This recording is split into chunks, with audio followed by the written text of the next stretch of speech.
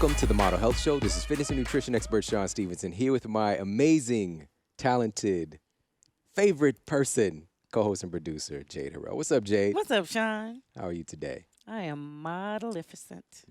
I like I'm that. saying right. I'm getting another shirt.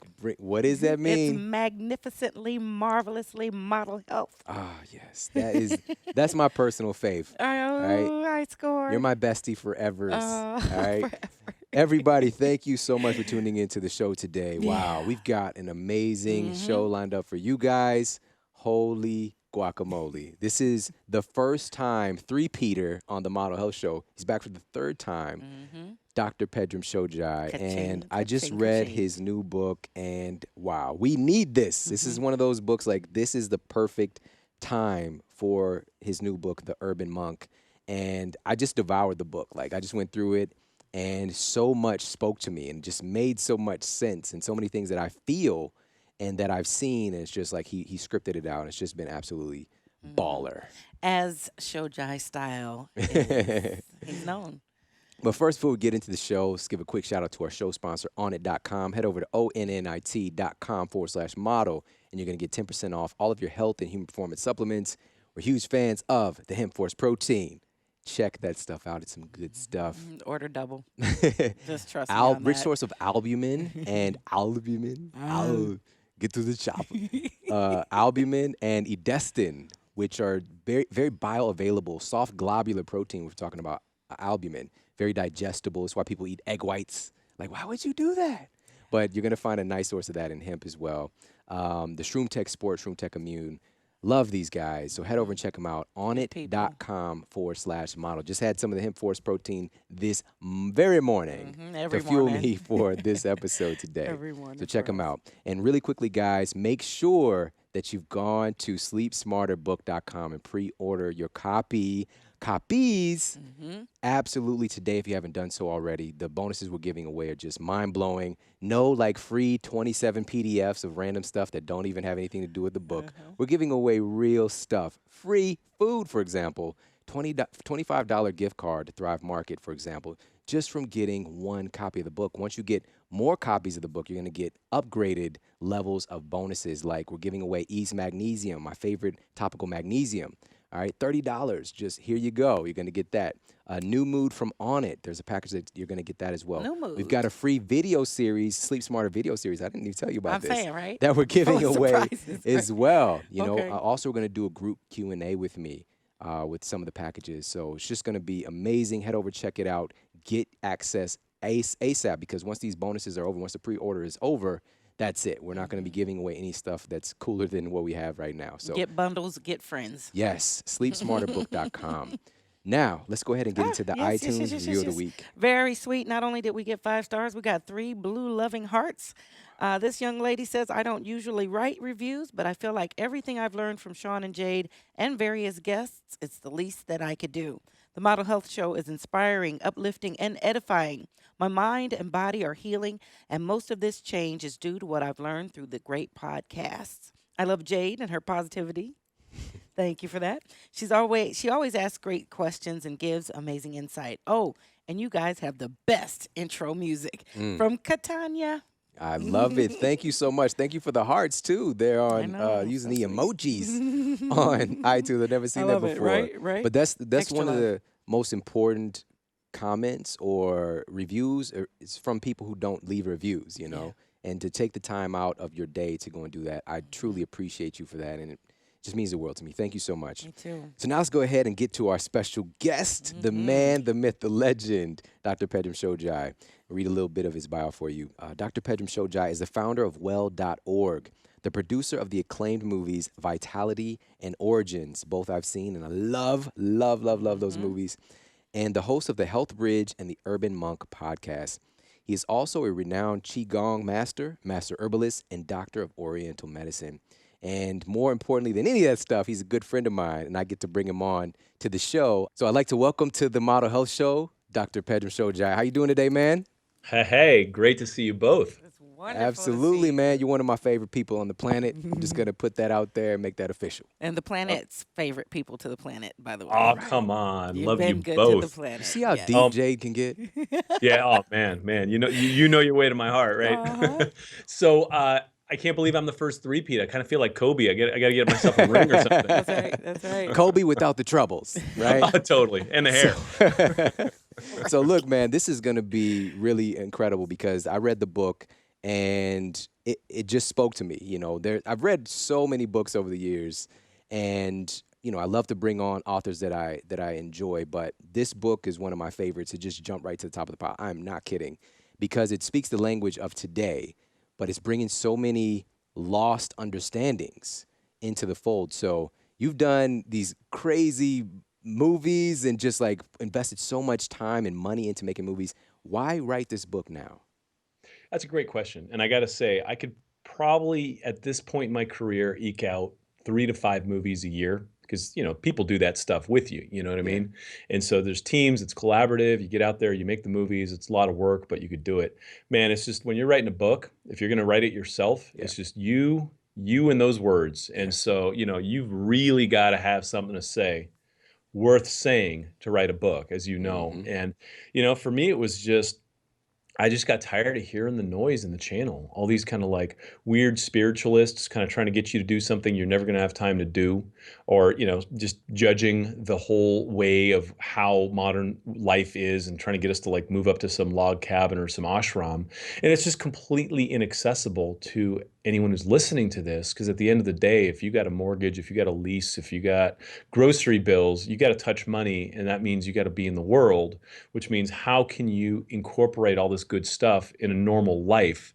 Because running for the hills ain't an option, Yeah. right? And that's really where I had to draw the line and be like, hey, this is we got this all backwards.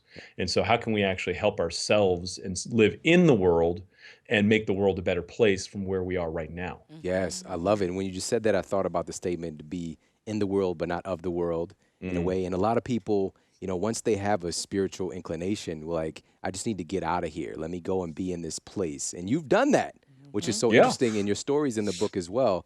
But you realize, like, I can bring this with me and I can be the light. I can be the change. Yes. And whereas a lot of us, like, we expect the environment to yield to our demands, and it creates a lot of frustration. And one of the things that you talk about in the book, you say that modern stressors are basically death by 1,000 cuts. What do you mean by that? Well, in the old days, and I went and relived a lot of this because when we made Origins, like we went to the African bush and like literally like learned how to survive amongst the big five, lions and charging buffaloes and elephants and all the kind of like stuff that our ancestors had to deal with. And I tell you, man, that's real stress. Life or death, real stress. Get in or out of that situation. If you make it, it's a party that night. And if you don't make it, well, you don't have anything to worry about, right?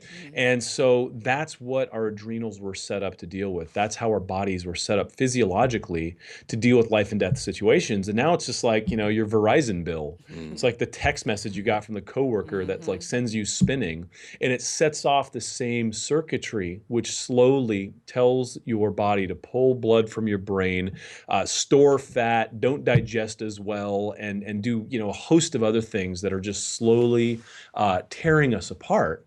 And man, it's not how we are physiologically adapted to roll. And what happens is year after year, we think that some trip to Maui, or we think that, oh, by Friday, I'm just going to like go collapse. I'm going to catch up this weekend. And we just keep kicking the can down the road. And we think that somehow we're going to like build in some recovery, and we don't. Yeah. So all of a sudden we start getting sick, we start getting on drugs, we start dealing with like all these kind of like healthcare crises. And it's all because we start borrowing energy from tomorrow to get through today and robbing our system of its vitality. And so I just think that the whole model of healthcare is very set on kind of like a body shop mentality, where it's like, hey, if it breaks, you come in and we'll fix it. Whereas, ancient practices in Eastern medicine were all based on a vitalistic model, which is, hey, let's build you up, man. Let's get you full. Let's juice up your mojo so that you can have this like force field and understand how to like navigate through life better without taking hits all day. us, we just take hits, we come home, and then, we're cranky with our kids and our spouse, and we just want to go to bed, or we just want to park in front of the TV and zone out. That's, that's because we're bankrupt energetically and we got nothing left in the tank by the end of the day. And that's really why I had to write this book, is because I see a crisis of energy in our culture. And most of us are just, our enthusiasm and our energy are just tapped too much. And so we don't have the energy to make the world a better place, let alone be a better parent. Yeah, What you a just said powerful it. response. I mean, at the end of the day, the very foundation of us taking action in our lives is energy, having the energy to do so. This is why obviously our health is so important, because health is coupled with energy. And I love that analogy of 1,000 cuts. And even the example you gave of like in that more, quote, primitive situation where you're dealing with, life or death, like there's a lion around the corner, we got potential of charging buffalo, a rhino taking his frustration out on us. Which makes me think about Madagascar. Pet Detective. Oh, yeah. Do you remember I when he do. got into the rhino suit and then Exactly. he came out of the rhino suit, looked like the rhino's giving birth to him? If you haven't seen it, don't see it. All No, right. you got to see You it. can't You unsee. absolutely must Classic. see it. But just, this is something that we evolved dealing with real threats. Whereas today, it's like all this psychological worry over things that most of them are never going to happen. And this is why he expressed, death by 1,000 cuts, is that all these little worries and stressors, and they're just chipping away at our vitality armor, basically. And you also gave the reference of, you said that cortisol is like a credit card. So talk about that. Well, it's like, look, if I don't have it now, I'm going to release cortisol. I'm going to force energy out of my reserves, and I will get through today because that's my emergency fund. But if I don't replenish it, it's trouble. And so what happens is is literally like a high interest credit card. And what we do is it's there when something hits the fan, right? But we're like spending our daily grocery stuff on that. We're putting our like car payments on that. Yeah. And so what's happening is we're living so behind the ball energetically that we are having to borrow from caffeine. We're having to use stimulants to just keep kind of stumbling forward and making it through our days, and just somehow figuring that we're going to catch up at some point. And the problem is that doesn't happen. I mean, think about your last vacation, especially if you got kids. I mean, man, you come home almost more tired, right? Right. And so you're not like, if you don't have a foreseeable like end goal to like catch up and like rejuvenate, it's because you're not living your life in a way where you're ever going to be able to. So for me, it's about really turning that dial and like adjusting your burn rate so that you can get what you need out of every day. And most people I talk to are like, yeah, I wanted to make it to yoga, but I couldn't. Who the hell has an hour and a half to make it to yoga? Right. Right. And it's look, I was a monk for 4 years, and it was, in my opinion, decadent. And not in like the wrong way, but it's just like, I got hours a day to sit there and contemplate life and breathe to my navel. And it was a real luxury to be able to do that. And then I chose to become a householder and live in the world. Because, I couldn't even relate to the normal people that were coming into my practice, because I'd be like, oh, you should, do alternate nostril breathing for 30 minutes every morning, and then, take a salt bath for an hour at night. It's like, come on, man. You gotta understand, I got kids, I got a career. Right. So my whole perspective now is like, no, man, you got 5 minutes, breathe. You see a red light, that's your cue to catch your breath. That's your cue to like rejuvenate and recover. You sitting at a desk, don't do it. Get up and stand. Every 25 minutes, I got, all my students, every 25 minutes doing lunges, squats, stretching, something, just, still water breeds poison. So how do we adjust our lifestyles so that we are not falling behind every day? And then we go home, we still got gas in the tank for our family. We still got gas in the tank to read a book and get ourselves ahead in our career, or our pursuits and our aspirations. Yeah. It's all a function of energy. And if you're broke, you ain't going to get there. For sure. Man, you said it. And one of the things I really took away, and it's just like, I knew this, but you articulated it, is that a lot of us are trying to put out fires, and you're more so bringing what you bring to the table, which is like, let's handle this before there's even a fire in the first place, whereas for a lot of us, they'll turn to, yoga and meditation. And I know that I have in the past to help to heal problems, which is great for that. But we have the wrong assumption about it, that as soon as I get stressed out is when I need to start. Right. Whereas you're saying, let's be proactive. Let me give you these strategies, these practices, these insights to do beforehand, so we don't have a fire to put out in the first place. There's a metaphor that I like to use just because most of us can relate at this point is if your mind was a desktop and you had 50 windows open and things are starting to get sluggish and you're just like, and we Jade, all do, right? she knows. He's like, That's uh-oh. my We're all, actual we're all guilty of desktop. that, right? Like your tech guy's like, hey, you should shut down every night. It's like, Yeah. what? I can't. Right? So like you have all these windows open. All of a sudden you're like, hey, something's wrong. My computer's not working well. It's sluggish. Oh, I must be stressed. And you go double click that like meditation icon or that yoga icon. And then like, you do some stuff, you feel better. So then you shut down the yoga and you go to 50 open windows again. And then you're like, man, I got to get back to yoga. I need yoga. And so what you think is the yoga is what's resolving it because it's that quick fix. Whereas I personally, my stance on this whole thing has been fundamentally taught wrong because the meditation, the practice should actually be the operating system and the virus scanner being like, yo, dude, you got 50 windows open. Why don't you save some work and shut things down? And you just open another window. Why don't you shut that down right now because you were working on this? Do that one thing at a time, finish it, take a break, stretch, call mom, whatever, and then open another window and handle it. But multitasking is a farce. And we all think that, to be good at life, we need to be able to juggle and multitask. And the people that I know that are the most effective and successful people in life are doing one thing at a time, nailing it and moving on. Yes, we actually did a show specifically dedicated to this. When I spoke they invited me to speak at Paleo FX last year, and it wasn't to talk about nutrition, which is my craft. They wanted me to talk about productivity, right? I guess word got around like I do a lot of stuff, and I don't think that I do necessarily because of how I structure my day. Like I can get more done in 5 hours than people can in 12, Right. and it's because of chunking, this very powerful process. And like this is how we're wired up, from an evolutionary perspective, is specialization. Like somebody has a task, and the success or death of your tribe really can bear on the back of you executing that task.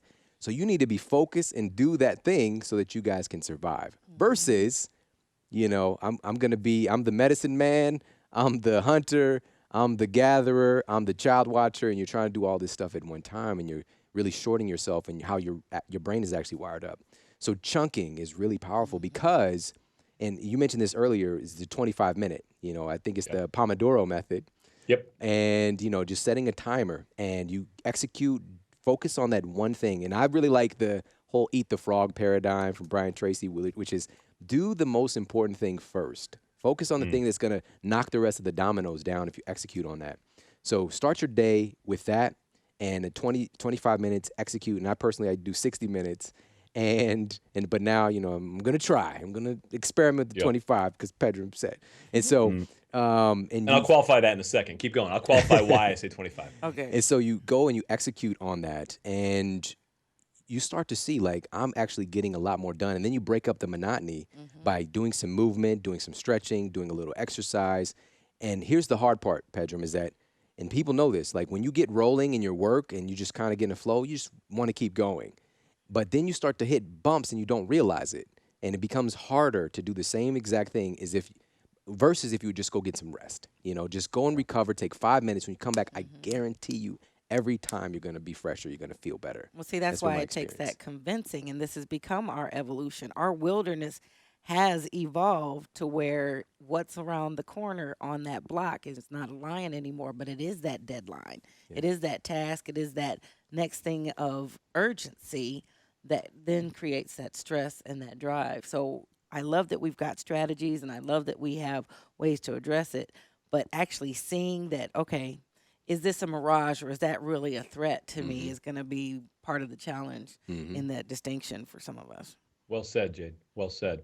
So, there's a couple pieces to this in chunk time, and I'm a big fan of chunk time. And so what I'll do is I will, the night before, decide what my number one item is for the following day and kind of stack them in that order. And from 8 to 11 a.m., that's it, man. Like I will chunk that amount of time if I need it, for like, especially if I'm like writing or, in creative mode or whatever. That is it. Like daddy is not checking email. I do not have my Facebook Messenger up on my window. I don't have my iMessage up. I don't have anything that's going to pull me away. You look at these studies where like we could go and under like an airport and you see these planes taking off. And you could just see them, just consistently taking off. And then they did this experiment where they were like, okay, now we're going to call the guy as soon as he's taken off. So you see the plane, and as soon as the phone rings, you can see the plane do this and just kind of veer off or bank to one side. Just that instant where the person's attention turned to their phone. Right. And if you look at that in terms of your life, every single time the world comes and like knocks on your forehead and it's just like, hey, Jade, why don't you take a look at this? Hey, Jade, you need a Toyota, Hey, Sean, real men drive this truck. And it's just like all this crap.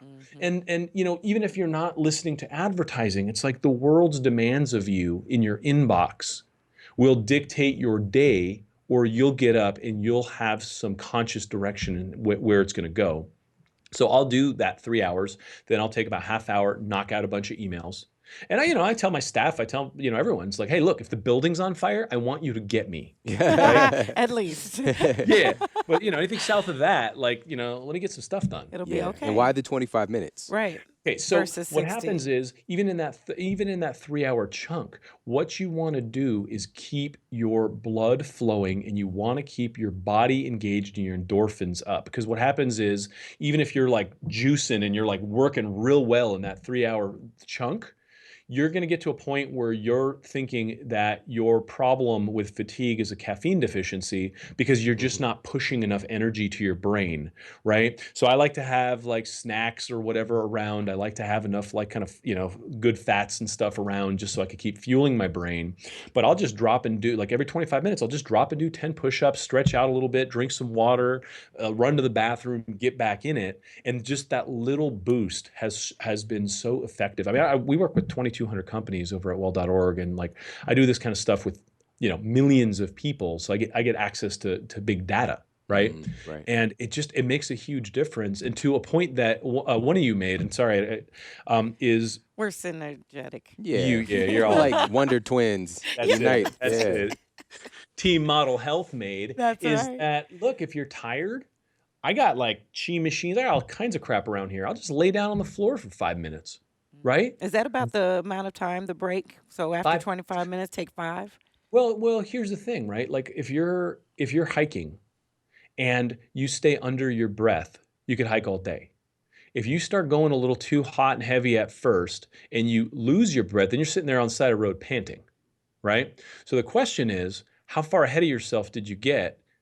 And how much time do you need to spend on the floor to catch your breath, right? So if I'm like doing my 25s and 5s, I don't need to lie on the floor. I'm not like, balled up, sucking my thumb, like, cause I just got my ass kicked by life. Right. Right. But like you get, like, I'm a dad, right? I was telling you guys pre-show, like my wife brought my son into the bed last night. I woke up with like a donkey kick to the jaw. Right.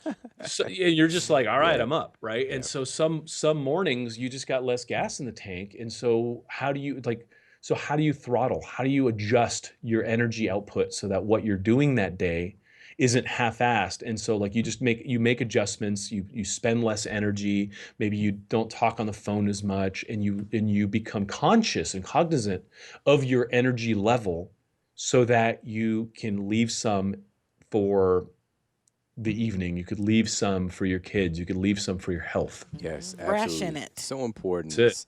And these are basic things that we've just kind of lost track of. And I love, we're talking about the kind of work aspect, which all of us, this matters to all of us. If we want to give value to the world, being more efficient and effective at that.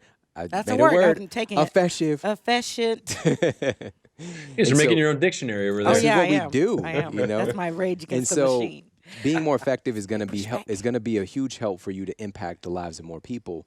But something you said earlier with some of the stuff that throws us off, when we get that message from the media that, I need to get this certain truck because a real man has a truck, like, well, the Hummer, get to the, get to the shopper, like, so you should be focusing on getting a Hummer. What is this, Corolla? You mentioned Toyota earlier, and so these messages from media that are distracting us and making us feel insufficient. You talk about curating your information in the book, right?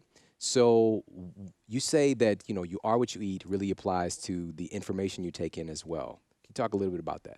Yeah, man. If you're watching the Kardashians, suddenly your world is getting way, way less interesting to smart people, right?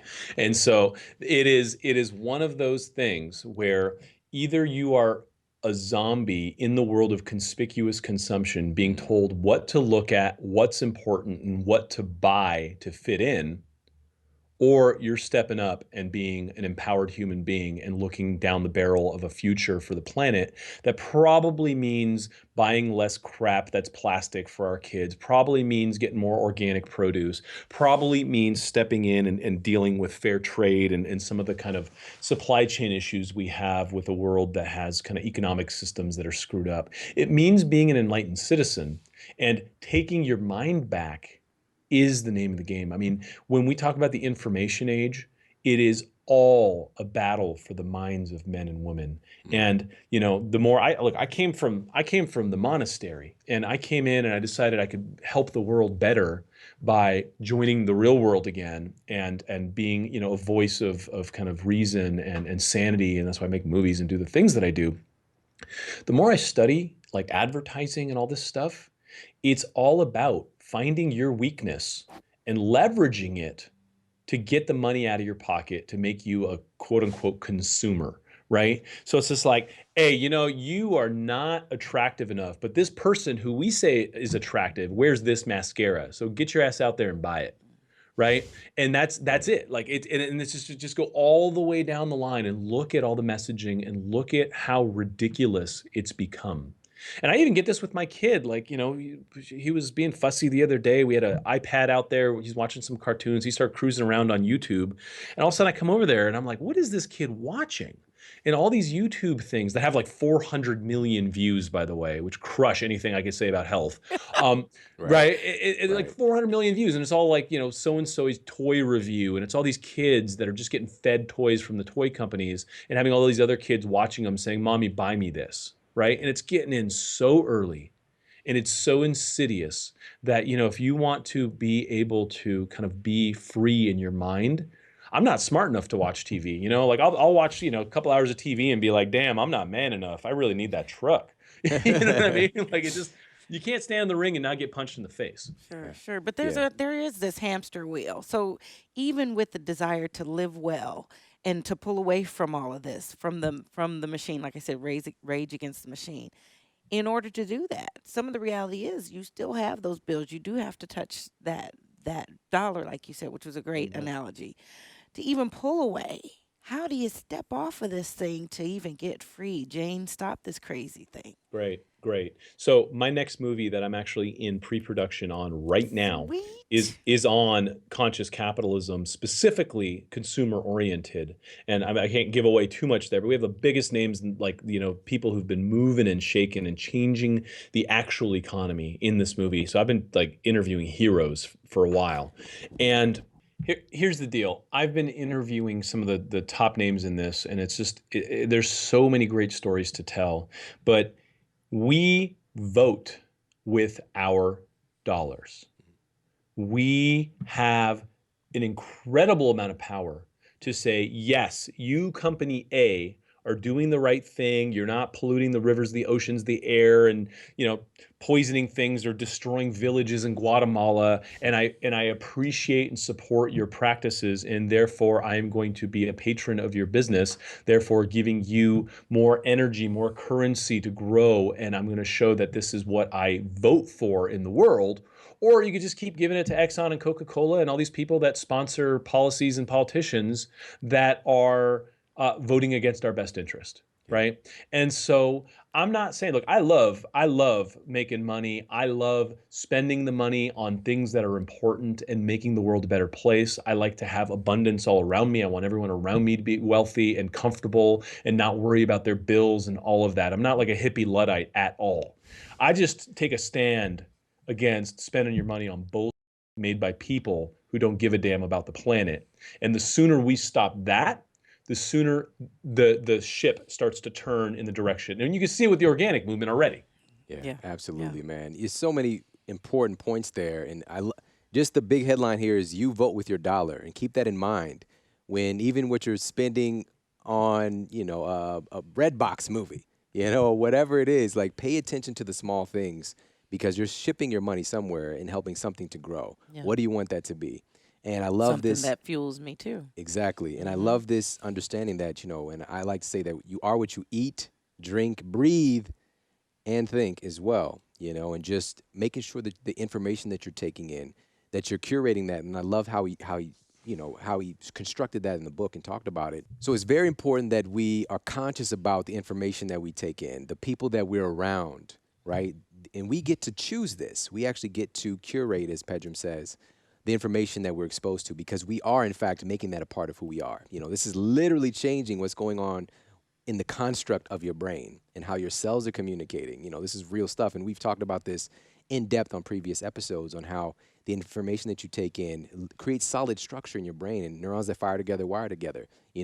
Turning on the Kardashians might automatically trigger my life sucks. Like I'm not keeping up with the Kardashians, and watching these individuals on TV making moves while we're sitting there becoming a part of the furniture, or it might trigger feelings of deprivation, restriction, or it might trigger a need to eat. It's all linked up, So understand that we get to choose what information we make a part of us. So choose wisely. And another thing that you talk about in the book that I definitely want to cover, which, man, this really spoke to me right here. You said that many of us are playing small ball, and this is one of our big issues in our society. What do you mean by that? Look, I mean, keeping up with the Kardashians is like, you know, we come from this amazing cosmic history of being connected with the stars and the moon and the earth and just being at one with life. And then sometime in like the early 1900s, someone decided they're going to pull the stars out of the sky and decide which ones get to be put on Hollywood Boulevard and tell you who's important and who to watch. And by that, they're also saying that you're not important and you should keep your eyes on these people because that's who we said you should watch, right? And that's, you know, fundamentally one of the most disempowering things that you can do to a species. And so like we're all playing small. It's like, oh, I'm gonna go to my job, and then I have a hobby, and so we are all kind of throttled back. And so energy needs a place to go. Mm. So if you don't have an outlet that's big enough for the energy you want to move through your life, Ooh. you're going to be the bottleneck. Ooh. You're not calling enough power through you, you're not calling enough grace through you, and you are basically shutting down and making sure that you're not going to be a bright shiny star on a planet, right? And so think big, make the why bigger than the you, and really step in to living whatever that means to you, the life of the hero you know you can be. And that's in whatever area of your life, whatever piece of your life that you feel strongly towards, you have some conviction towards. And this is something that happened with me. It's like, so I'm a monk, I'm a kung fu warrior, I'm a Shaolin guy. Like I've already been like trained in all this stuff, right? And then I get into this place where I'm just like, oh man, the world sucks. There's so many things, there's so many problems. I hope they can fix it. How are they? And then one day I got up and said, there's no freaking they. Mm. Stand up, man. Yeah. Right? Waiting for someone to fix the world is playing small ball. Get up and get to work in whatever capacity you can. And if you think that you're too small to do it, I'm just a guy too. You know what I mean? And that's Yeah. what we all need to step into, is just our own personal power, realizing that this is for our children's children's children. And if you want a future for them, you want a world where the headlines aren't always about like things blowing up in the Middle East and ice caps melting and things going extinct, well, that's on us. Yeah. And that's on us right now.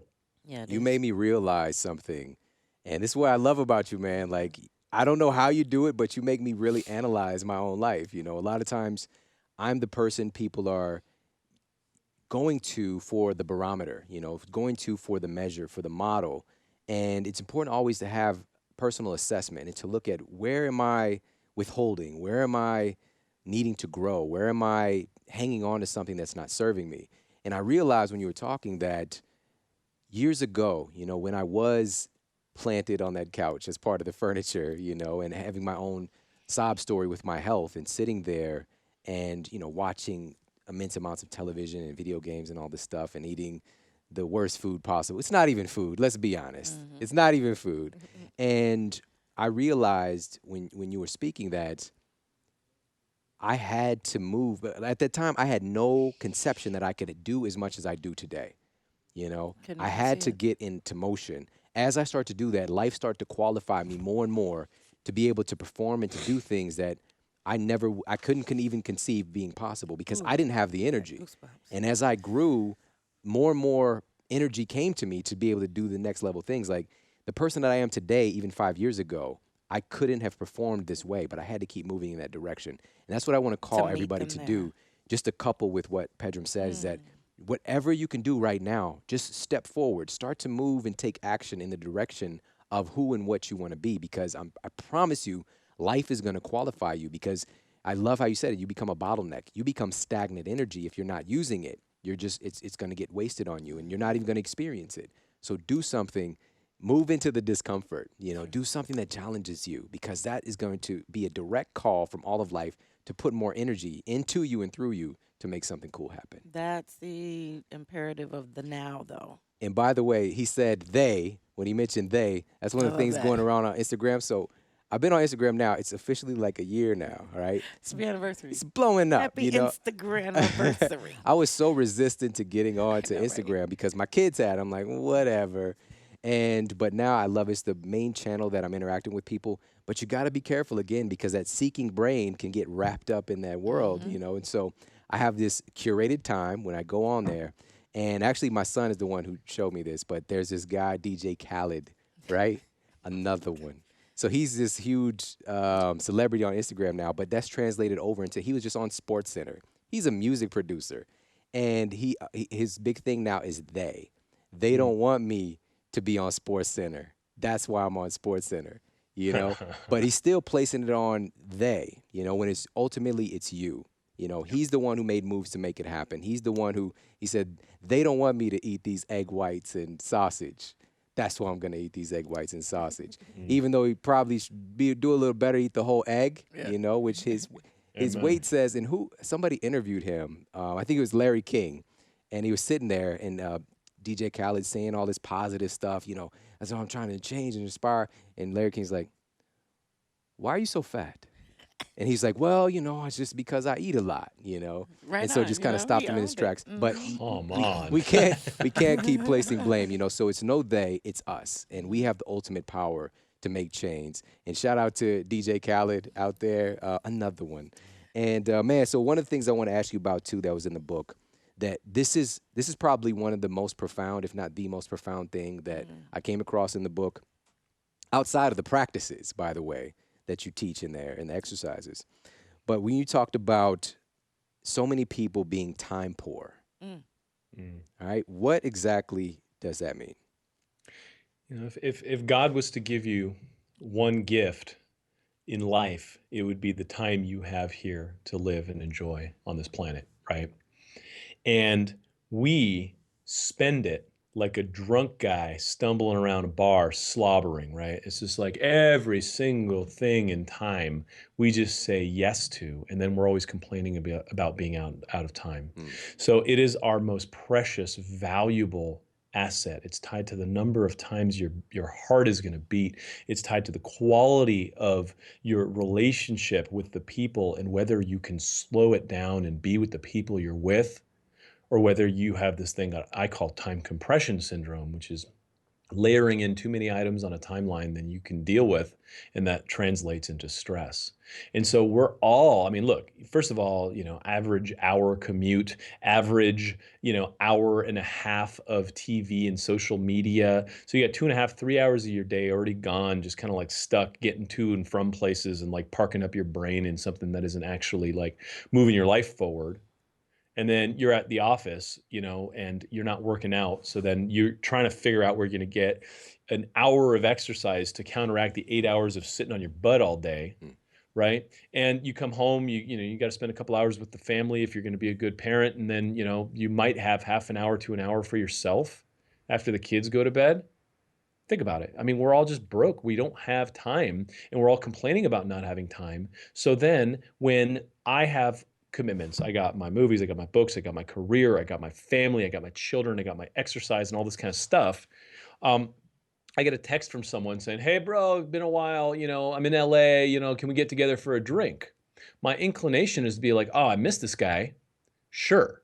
Right. But by saying yes to my old friend who I haven't seen in a long time, and maybe the answer is yes, right? But by saying yes to this old friend, I've effectively just said no to my family, the time with my kids, my sleep, my workout, and the thing I was trying to get done before I left the office.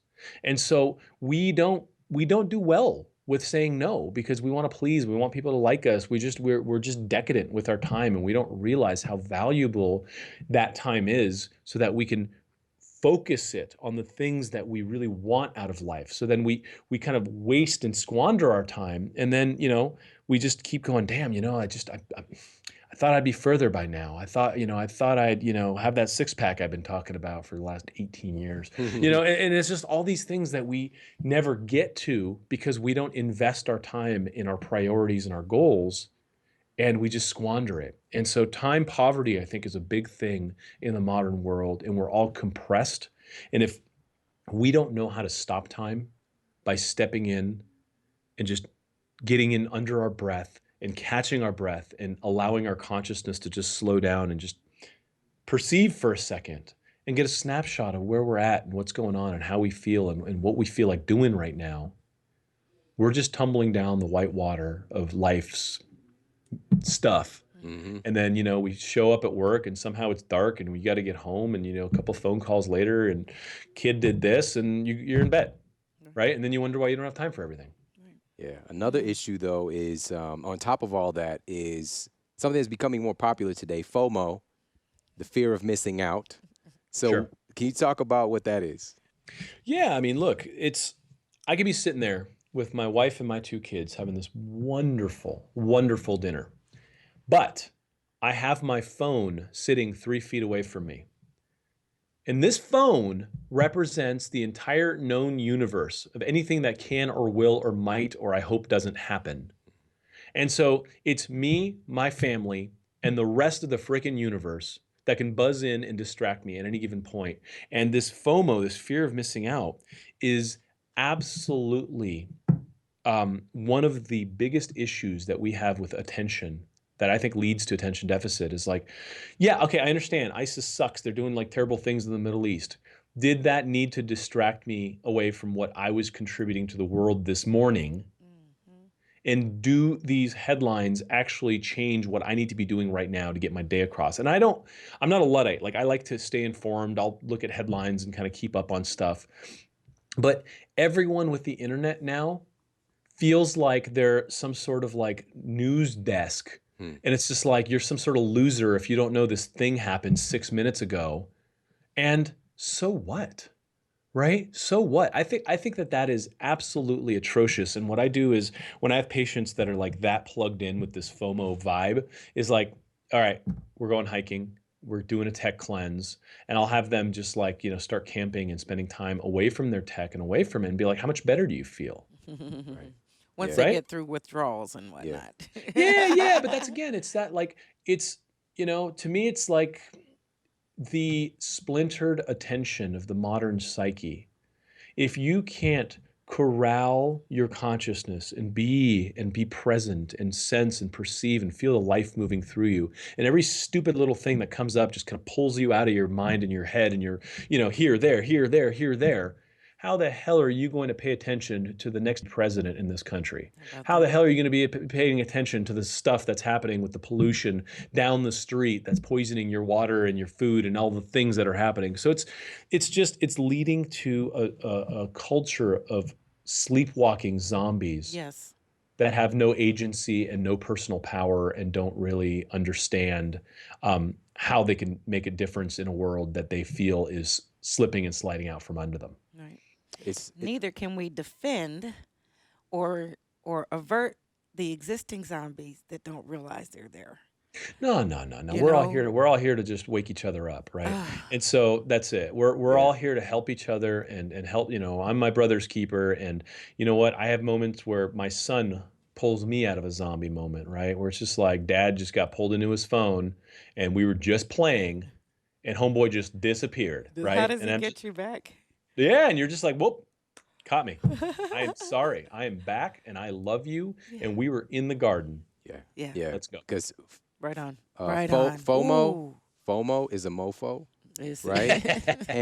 But there's also, you mentioned this new paradigm of JOMO, which is the joy of missing out. And we all know what it feels like when you say no to something that's psychologically stressing you, and you just choose to do what you were going to do, or you choose to just be, the joy of missing out and moving to that.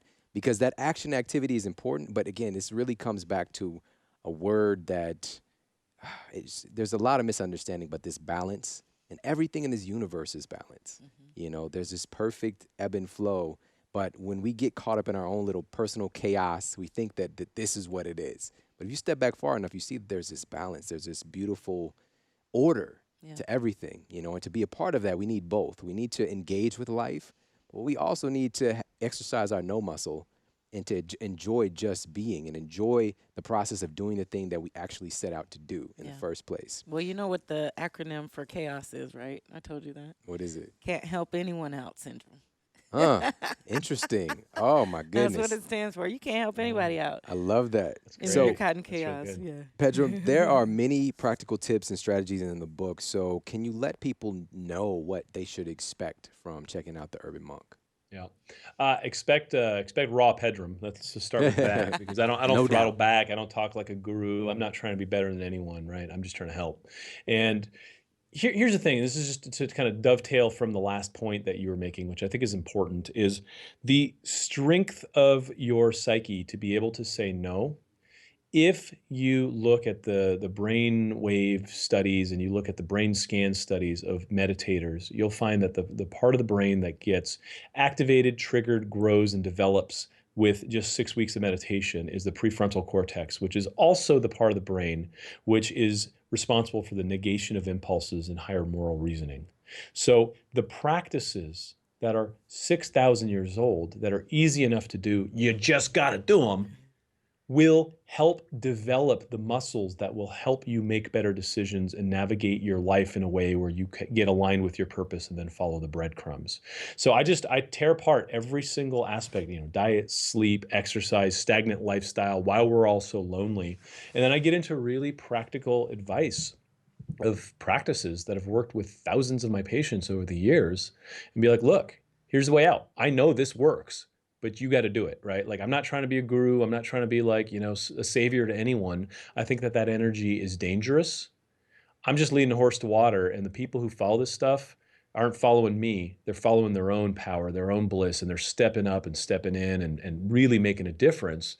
So people ask me like, hey, are you the urban monk? And the answer is I am an urban monk. I want all of us to step up. That's right. And do this in our own lives, right? This ain't about me, right? I'm just one guy, but I have had a very, very special and privileged life where I got to study with some very amazing spiritual masters who really, for whatever reason, took my dumbass under their wings and like downloaded all the good stuff, right? And so I got all this like Jedi download stuff, but I'm a guy that talks normal and lives a normal life and wants the best for his family. And so I've taken that and translated that into a digestible body of work that I know can help people. And that to go back to your original question, that's why I wrote the book. Is because the stuff out there that I've been reading is all just like, it's just too impractical and lofty and just not meeting people where they're at. And for me, that was really the reason. You got to step up. If you're going to do something as heavy of a lift as spend a year of your life writing a book, it's because, you really, really want to help people in your life, right? Yeah, Absolutely, man. So let everybody know, first of all, where they can connect with you, and also where can they pick up the book. Great. So theurbanmonk.com or well.org are my neighborhoods. And then, we got a short link, which is well.org/UM, which will go straight to the book, or, Amazon, Books A Million, Barnes, everywhere. It's everywhere books are sold. And the thing is, I went out of my way to record dozens and dozens of awesome Tai Chi videos and Qigong videos and meditation tracks and just every single tool I could think of to support my readers to be like, here it is. Here it is. Go do it. I can't do it for you. I can do it for me, right? But I can't do it for you.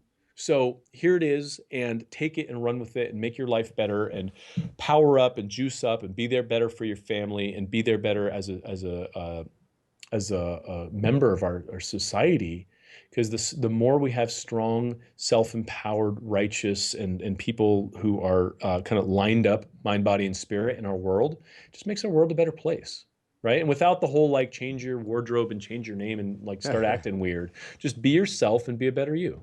That's right. We don't have to start wearing hemp flip-flops, just. Unless that's But what shout you out to wanna people do. wearing hemp That's your flip-flops. thing. Yeah, if that's your thing, cool. But you don't need to change your name and slap on patchouli for this stuff. And I think that has Oh, the culturally, patchouli. tweaked a lot of people away from practices that could like totally help them. Yeah, and this is That's for right. everybody. And I love this, just even the title of the book, The Urban Monk, and bringing all of that together. And man, I appreciate you so much for the person that you are, for the action taker, the focused person that you are to put this together and to still be so balanced and empowering and centered. It's one of the things I notice about you most is very centered human being, obviously, but you also are very real, And I remember in your last show, somebody posted on the Facebook page, there was like, 10 comments or whatever. And one of them was like, how real is that guy? Right. Talking about you. And I was like, true. It's all you got in life, right? Yeah. It's like if you can't even be yourself, you're in trouble. And most of us put so much energy into a storefront trying to be someone we think we need the world have us be. It's exhausting. Yeah, Yes, right? it is. Absolutely, man. Yes, And this it is is. something I encourage people to do. One of the kind of secrets to success is to be yourself. And I always want to stress that whenever I get the opportunity. But, man, thank you so much for your time and your energy. And everybody, thank you so much for tuning into the show. Head over and check out the book. It's available now, The Urban Monk. Pick it up. And I'm telling you right now, I bet you that, on Amazon, they're so skillful at selling you other stuff. Mm-hmm. His book is going to be right there by Sleep Smarter. Customers also purchased Sleep Smarter.